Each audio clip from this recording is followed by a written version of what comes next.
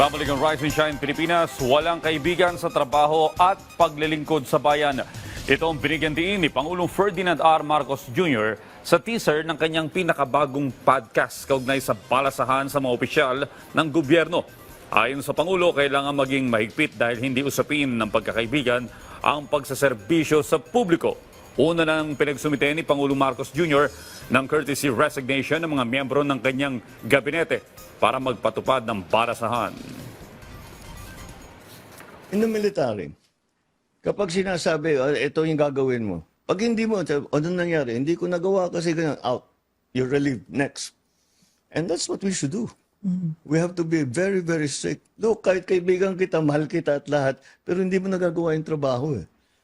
Hindi naman ito tungkol sa pagkakaibigan o pagmamahal natin sa isa't isa kung hindi para sa serbisyo para sa tao.